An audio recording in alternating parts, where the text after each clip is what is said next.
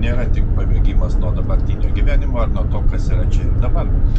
Tai kelionės, kuris mus tobulina. Atsiduodam naujai kultūriniai ir pažadintai patirčiai, mokomės, augame ir keičiamės. Kelionės praturtina mus, padidina žinias bei išplečia perspektyvas. Jei tik yra bent menka galimybė, planuokime kelionę ir pirmyn į trasą.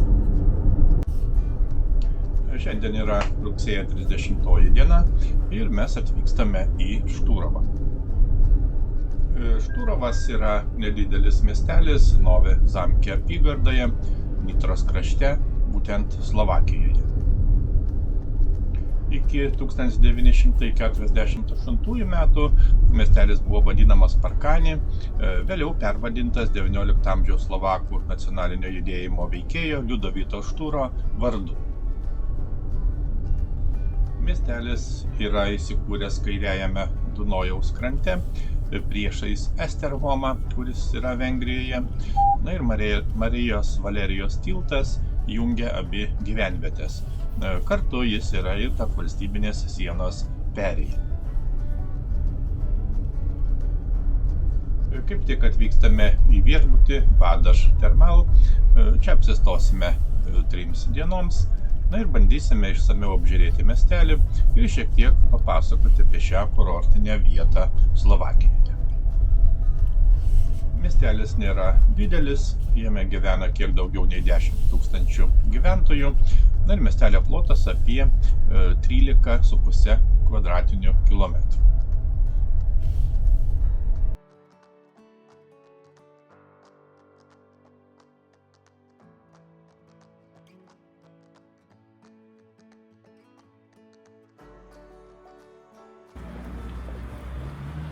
Na, Šturovas nėra kažkoks pramonės centras, tai kaip minėjome, nedidelis miestelis, tačiau jo ekonomiką formuoja esantis stambus celiuliozės ir popieriaus fabrikas ir be abejo Dunojaus uostas. Miesto apylinkės žinomas derlingomis dirvomis, čia auginami kviečiai, rugiai, saulėgrąžos ir žinoma kitos kultūros. Na ir kaip jau supratome, Šturovas garsėja geoterminiais vandenimis, būtent energetiniams tikslams jie nenaudojami, bet vilioja turistus, tūkstančius turistų. Terminių maudyklių Vadaš vandens temperatūra siekia beveik 40 laipsnių pagal Celsijų. Kol nesame itin pavargę, einame pasivaikščioti ir apžiūrėti miestelį. Na, o vėliau gal bus ir autoturas.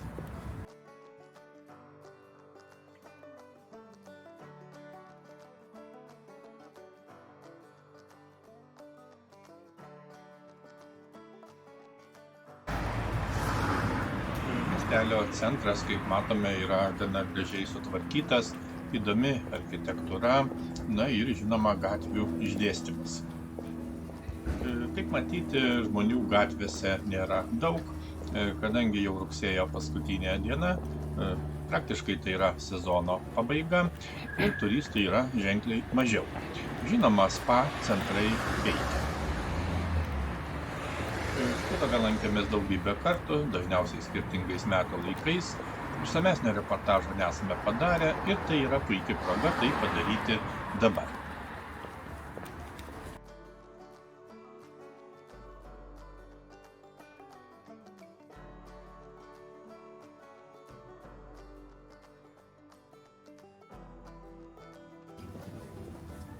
Be to, dalyvausime čia vyksiančioje mokslinėje konferencijoje Divai 2024. Tad kelionė yra savotiškai kompleksinė ir pažintinė, ir akademinė. Reikia pasakyti, kad Šturovas yra piečiausias Slovakijos miestas, kuriame vyrauja šilčiausias klimatas ir kuris garsėja tolerantiška atmosfera, nes čia darniai sugyvena įvairių etninių grupių ir religijų atstovai. Na ir šis derinys suteikia miestui ypatingą atmosferą. Bet kadangi jau pietų metas, o kelionė reikia energijos, pats laikas užsukti į restoraną ir papietauti.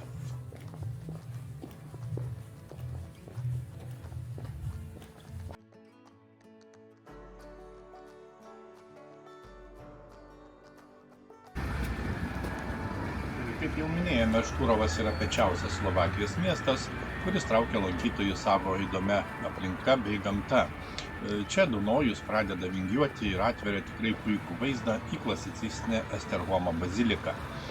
Netoli miesto į Dunojų įteka Hronas, kuris sudaro puikias sąlygas nuotykių kelionių mėgėjams.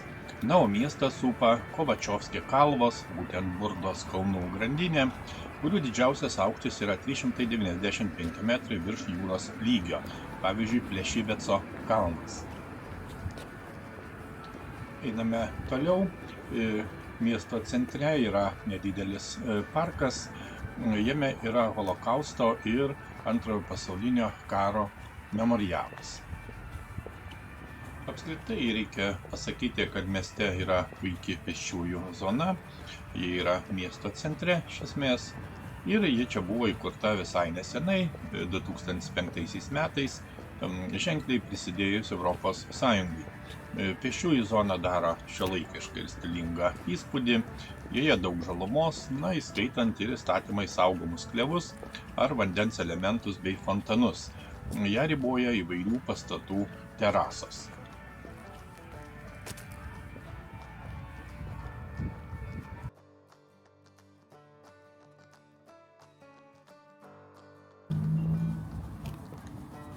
Einame toliau link krantinės. Reikia pasakyti, kad bene labiausiai lankomas turistų objektas, žinoma be vandens parko, Šturove yra Dunojaus krantinė, nuo kurios atsiveria gražus vaizdas į Esztergomą ir Marijos Valerijos tiltą. Šis pasienio tiltas buvo pastatytas 1895 metais, tačiau 1919 ir 1944 metais jis buvo visiškai sugriautas. Jis buvo atstatytas tik 2001 metais ir nuo to laiko yra neatsiejama dviejų Vidurio Europos tautų jungtis. Be gražių paminklų ir nuostabaus vandens Šturovas taip pat siūlo puikią gastronomiją, nuotykių kelionės tiek traukiniu, tiek laivu, daugiakalbį ir draugišką atmosferą gatvėse, todėl tikrai neverta dvejoti ir galima suplanuoti kelionę į šį puikų Slovakijos kampelį.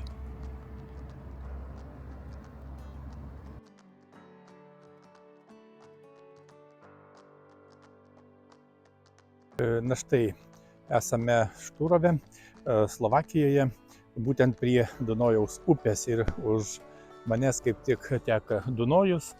Na ir kitoj pusėje mastome Esztergomą, Esztergomo katedra, tai yra jau miestas Vengrijoje. Na, o kitoje būtent šioje Dunojaus upės pusėje yra Šturovas. Šturovas arba anksčiau vadinamas Parkani, nedidelis miestas, būtent prie Dunojaus upės Slovakijoje. Na ir čia gyvena apie 10 000 gyventojų, miestas priklauso Nitros regionui, vienas didesnių miestų šitame regione būtent yra Nitra. Na ir kaip matome, per Dunojų yra Marijos Valerijos tiltas, kuris jungia Slovakiją su Vengrija, arba kitaip sakant, Šturovas su Esztergomu kitoje pusėje. Na ir būtent Dunojaus upe eina valstybinė Vengrijos ir Slovakijos siena.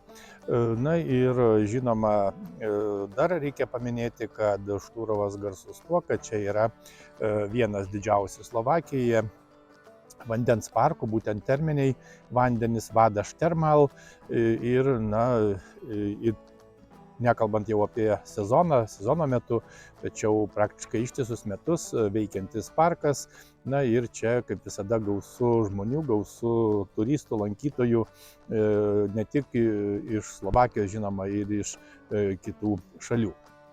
Na ir mes apžiūrėsime, kiek tai įmanoma Šturovą, įdomesnės vietas, na ir taip pat šį bei tą papasakosime apie šį iš tikrųjų įdomų miestą.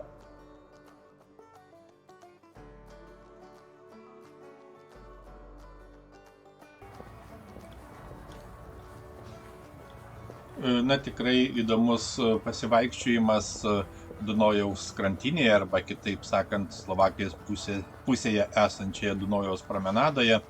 Nuo čia atsiveria puikus vaizdai į kitoje pusėje esančią Esztergomo pilį ir baziliką, kas yra vienas svarbiausių Vengrijos nacionalinių simbolių. Taip pat čia krantinėje yra valstybės paminklas Liudovitui Šturui, įrengtas ant Dunojaus krantinės Šturove. Žinoma, tai sulaukė tam tikro vietos gyventojų pasipriešinimo, siekiant išvengti nereikalingos įtampos su vengrų mažuma, būtent Šturove.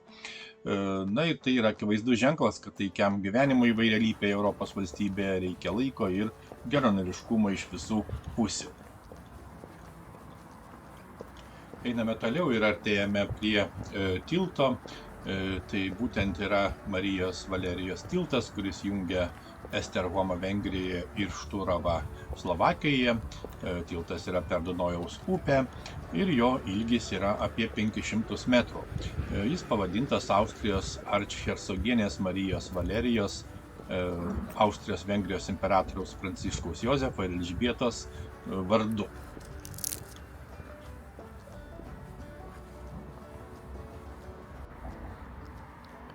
Tiltą 1893 metais suprojektavo Janos Fekete-Hazy. Jis pastatė keletą tiltų per Dunojų, tarp jų žinomas Laisvės tiltas Budapešte, kuris iš pradžių buvo vadinamas Franco Juozapo vardu. Nuo atidarymo 1890 m. rugsėjo 28 d. tiltas buvo sugriautas 2 kartus. 1919 metais Liepos 22 jį sunaikino okupacinio Čekoslovakijos legiono sukeltas sprogimas prie pirmosios atramos vakarinėje pusėje. Tačiau 1924 metais tiltas buvo naujintas, o 26-aisiais visiškai rekonstruotas. Tačiau Antrojo pasaulinio karo metais, būtent 1945 gruodžio 26 dieną, besitraukiantys vokiečių kariai tiltą susprogdino kartu su kitais tiltais netoli Esztergomo.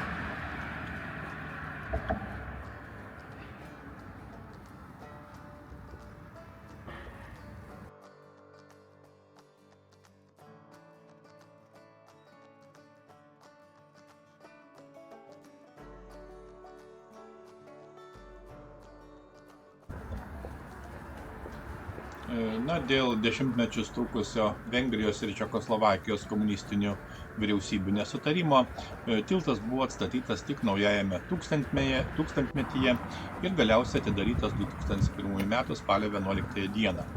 Pusę projekto išlaidų padengė beveik 10 milijonų eurų ES dotacija. Kadangi Slovakija ir Vengrija priklauso Šengeno erdvei, ant tilto nėra pasienio kontrolės. 2007 m. gruodžio 12 dieną abi šalys tapo Šengeno erdvės dalimi, todėl buvo panaikinta visa imigracijos ir muitinės kontrolė.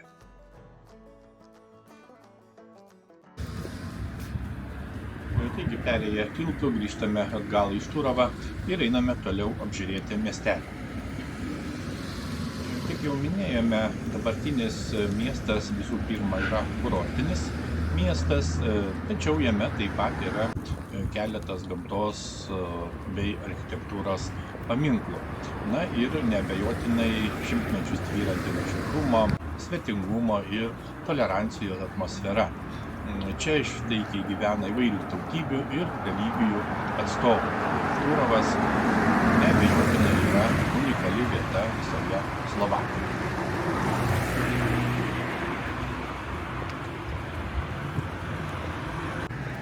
Kaip jau sakėme, Šturovas driekiasi rytiniame kairiojo kranto Dunojaus žemumos kyšulyje ir yra apsuptas Budos kalnų ir Pilišo kalvų. Miestelis ir jo apylinkės pasižymi neįprasta Viduržemio jūros augmenija, toli besidriekiančiamis lygumomis ar įdomiaisiais šaltiniais.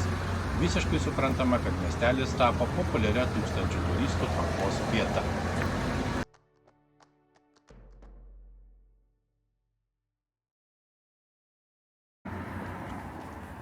Apžiūrime skulptūrą esančią miestelio centre. Tai yra bronzinė Lenkijos karaliaus Jono Sobieskio raitelio statula. Žinoma, tai yra priminimas apie pergalingą mūšį su turkų kariuomenė 1683 m. rugsėjo 9 d. prie Parkanį, valdant Lenkijos karalių. Tai turkų valdymo vietos regione pabaigos pradžia.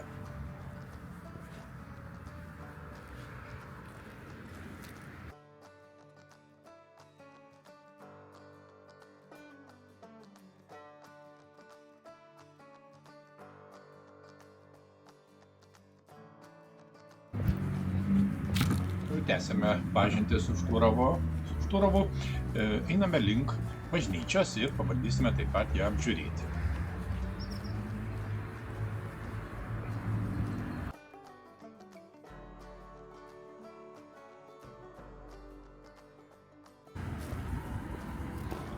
Dabartinė bažnyčia, kurią matome, buvo pastatyta 1701 metais.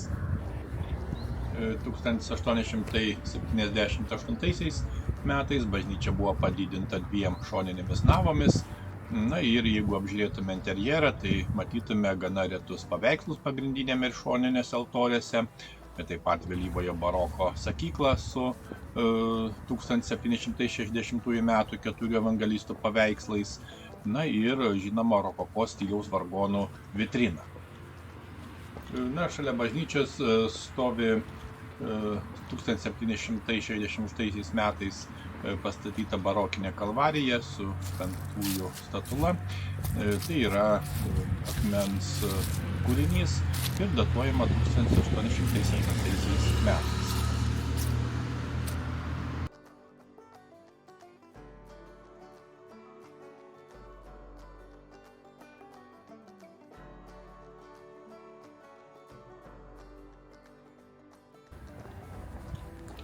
Keletas žodžių apie miestelio pavadinimo kilmę.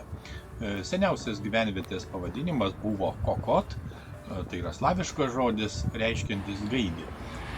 Šis žodis vis dar vartojamas slovakų kalboje, tačiau daugiau kaip vulgarizmas.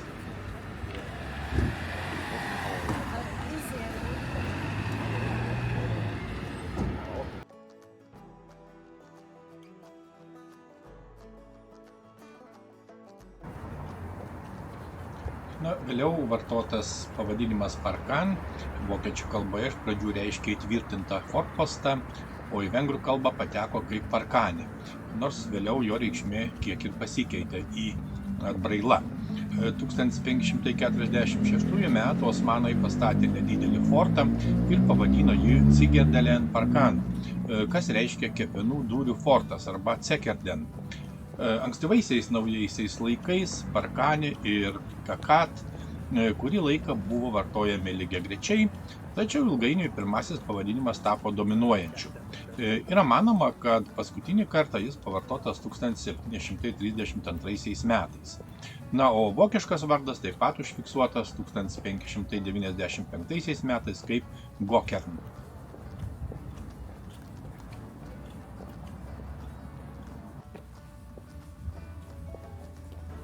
Parkanį buvo oficialus miesto pavadinimas, kai 18–20 amžiais jis priklausė Vengrijos karalystei.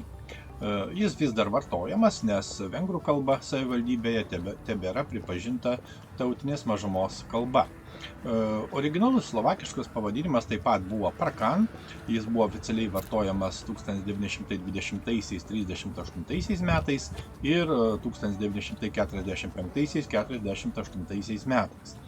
1948 metais miestas pervadintas Liudovito Šturo vardu, tai žymus slovakų tautinio atgimimo veikėjas.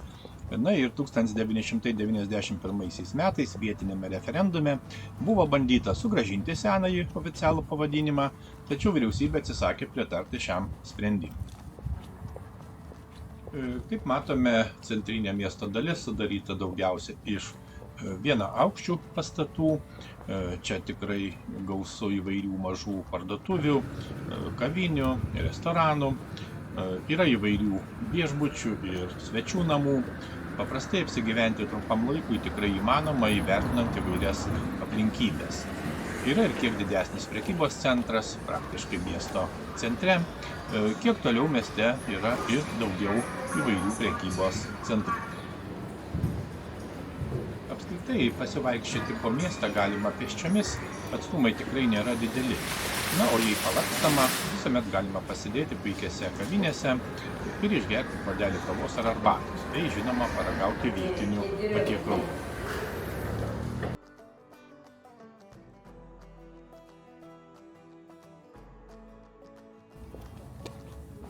Grįžtame į viešbutį ir pats laikas kiek papasakoti apie patį Vadaš resortą.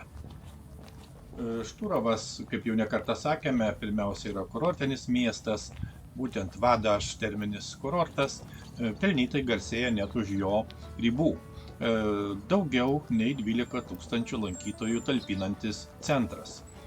Čia yra rekonstruoti įvairaus dydžio baseinai, taip pat uždaras baseinas, yra puikios galimybės sportuoti. Na, tai idealios sąlygos atsipalaiduoti tiek vandens, tiek saulės mėgėjams.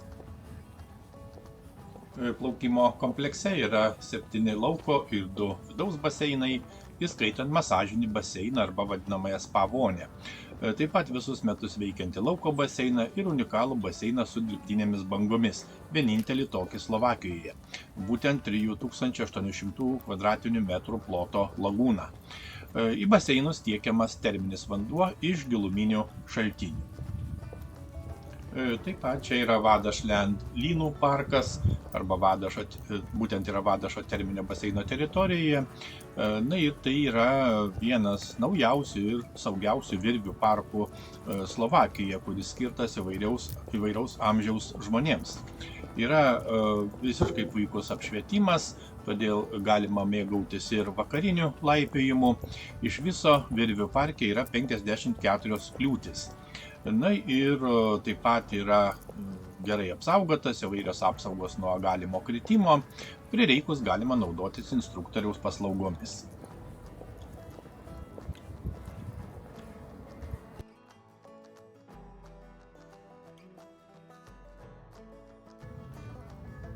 Na, o sveikatingumo viešbutyje Vadaš Thermal yra net 47 kambariai, taip pat 2 konferencijų salės, restoranas, žaidimų kambarys, visiškai naujas sveikatingumo centras ir žinoma apžvalgos terasa, iš kurios atsiveria nuostabus vaizdas į Estergomo baziliką.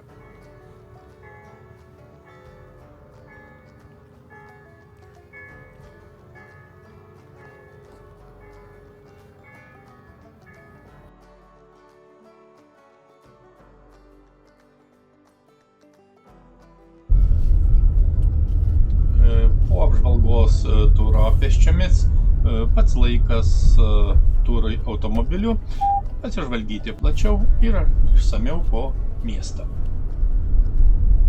Šturovas savo dvasia yra daug artimesnis Vengrijai negu Slovakijai. 1920 metais įsigaliojus Trianono sutarčiai, riba tarp Šturovo ir Estergomo tapo didesnė. Ši atskirtis dar labiau išsiplėtė, kai 1944 metais buvo sugriautas šios 2 miestus jungęs Marijos Valerijos tiltas. Komunizmo laikotarpis, kaip jau minėjome, tą atskirtį dar labiau padidino. 2001 metais buvo atidarytas rekonstruotas tiltas, kuris leido Šturovui vėl susijungti su savo kraštu. Šiandien miestelis gyvena savotišką dvipolį gyvenimą, žvelgdamas į Vengriją, tačiau abiem kojomis tvirtai įsitaisęs Slovakijos žemėje. Pats laikas dar šiek tiek papasakoti apie miestelio istoriją. Dėl natūralios Dunojaus upės sankirtos ši vietovė apgyvendinta nuo priešistorinių laikų. Romos imperijos laikais jie tikriausiai buvo Panonijos kalnagūbrio dalis. Netoli Hrono upės žiočių dažnai hipotetiškai stovi Anavumo vardu pavadinta tvirtovė, tačiau romėnų laikų liekonų iki šiol nerasta. Nuo X amžiaus vadinamasis Grand Strigonijum tapo Vengrijos karalystės karališkąja ir bažnytinė sostinė. vėliau kaip žinia pavadintas Esterhomu, o priešingame upės krante išaugo kaimas, kuris pirmą kartą paminėtas Šventojo Benedikto vienuolyno statute. 1274 m. vasarį Vengrijos karalius Vladislavas IV buvo apsistojęs Kakate, kai kapitula paprašė jo pagalbos turtinėme ginče. Viduramžiais Kakatas, išskyrus nedidelį benediktynų vienuolyno plotelį, priklausė Esterhomo arkivyskupijai. Tačiau 1276 metais arkivyskupija jį konfiskavo ir niekada negrąžino. Nuo 1520 metų Kakatą smarkiai paveikė Vengrijos ir Osmanų karai. Osmanų valdymo laikotarpiu buvo pastatytas įtvirtintas forpostas, kuris buvo Esterhomo gynybinės sistemos dalis. O valdant Marijai Teresei, miestelis atgavo savo teisės ir tapo apskrities miestu. 1850 metais Parkanė tapo geležinkelio stotimi, jungiančia Presburgą ir Budapeštą. Presburgas dabartiniu metu yra Bratislava. 1895 metais atidarytas Marijos Valerijos tiltas į Esterhomą. Kaip tik ir atvažiavome iš Šturovo geležinkelio stotį ir ją tuo pačiu apžiūrėsime. Šturovo geležinkelio stotis be abejo yra Šturove ir šiek tiek toliau nuo miesto centro ir yra netoli Nane ir Obin kaimų. Ir jeigu apsistojate Šturove, žinoma, rekomenduojama nuvykti ir į Budapeštą. Iš Šturovo važiuoja tiesioginiai traukiniai į Budapeštą. Kelionė traukiniu iš Šturovo į Budapeštą trunka apie 1 valandą. Per daugelį priešo kariuomenės antpuolių miestas pamažu buvo apsaugotas įtvirtinimais, dėl kurių gavo naują pavadinimą būtent Parkanė. 1724 metais kaimas tapo turgaus teisės turinčių miestų. O valdant Marijai Teresei miestas tapo rajonu ir čia buvo nutiestas vadinamasis pilies kelias, kuris vedė iš Vienos per Bratislavą, Trnavą, Parkanę, Esterhomą į tuometinę Budą.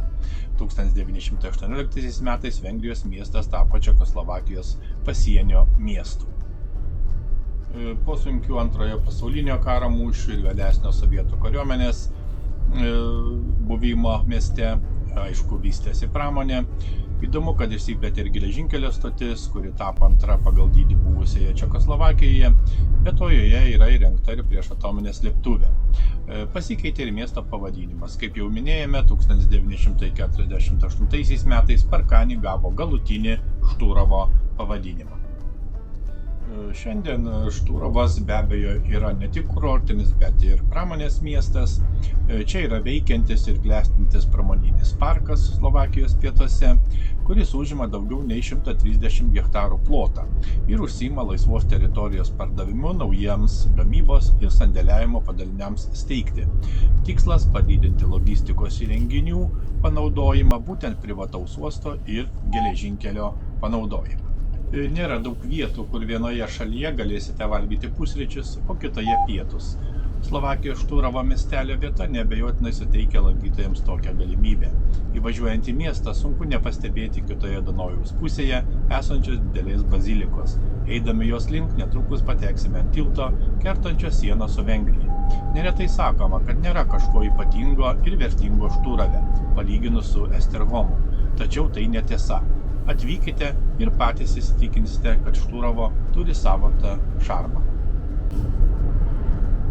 Pažintis su įvairiomis kultūromis ir jų papročiais visada mus praturtina, todėl keliaujant svarbu atverti savo protą. Kelionės visada praturtina, niekada nenustojame mokytis. Keliaudami ne tik sužinome apie kitas kultūras ir žmonės, bet ir dar daugiau sužinome apie save. Sužinome, kad esame pakankamai drąsūs, stiprūs, nepriklausomi ir tiesiog nuostabūs.